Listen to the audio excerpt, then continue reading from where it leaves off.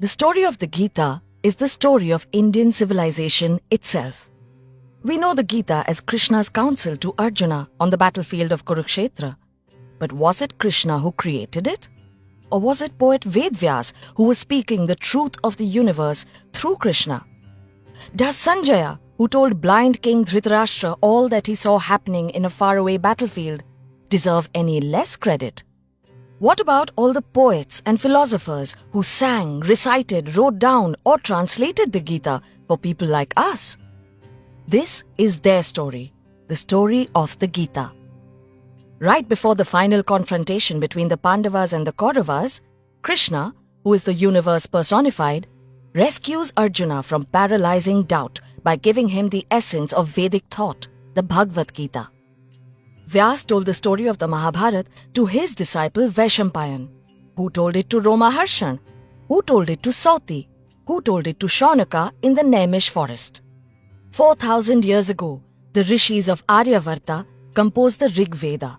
In it, they praised the sun, the moon, and the planets. They paid homage to the forces that hold the universe together. In the centuries that followed, the Yajurveda spoke of rituals with which mortals might call upon the gods and praise them. After that, the Upanishads shifted the focus from the celestial to the human. Brahman, that which unites all beings, the song that vibrates and flows through all that exists, is shown to be a universal mind. Over centuries, after much debate and disagreement between monks, the Vedanta came to the people at last. The Puranas and the Ramayana and the Mahabharata were written down in Brahmi script for the first time ever. When religions of the book arrived in the subcontinent for the first time, Vedic ideas began to be retold in regional languages and scripts. Through songs and stories, Vedic ideas reached the masses. The Gita had found a new home, the Indian mind. When the Europeans made their first attempts to understand Indian culture, the many customs and beliefs of the Hindus made little sense to them. So they decided that Hindus must have one book that is the source of all their beliefs. What the European scholars did not understand was that Vedic ideas could exist without being holy books. They did not understand the importance of songs, stories, and rituals that travel the land, spreading the essence of Vedic thought. Also, the Bhagavad Gita is not the only Gita. The Puranas speak of the Guru Gita, Ganesh Gita, Avadhuta Gita, Ram Gita, Uddhav Gita, Vyadha Gita, and the Anu Gita.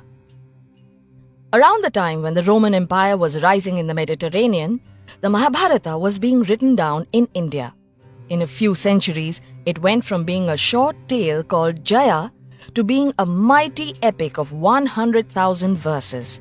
And at its heart, there was the Bhagavad Gita, a book that has been called God's gift to Arjuna. Philosopher Adi Shankara saw in Gita the oneness of divinity and humanity. Ramanuj and Madhav found in the Gita the difference between the human and the divine. In the 20th century, Mohandas Gandhi, Lokmanya Tilak, and Bhimrao Ambedkar all found different meanings in the Gita. Across the seas, Huxley, Oppenheimer, and even Hitler found their hearts reflected in the Gita. There are as many avatars of the Gita as there are minds that it has touched. While it has lived for long and meant many things to many people, the Gita's message remains as simple as it was when the rishis first contemplated the Vedas. Our world is one of infinite variety and change. Life does not last, neither does death. We see the world as we are. We create meaning by giving shape to emptiness and by creating boundaries to contain the infinite. We create friends and enemies. We create right and wrong. We create our own truth and we let it define us. There are 3 paths that can help us find our way in this world.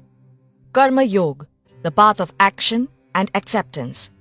Bhakti Yoga, the path of devotion and surrender. And Jnana Yoga, the path of knowledge and understanding. When we understand the other person, we understand the universe. That is and has always been the way the world works. Inspired by Devdutt Pattanayak's writings.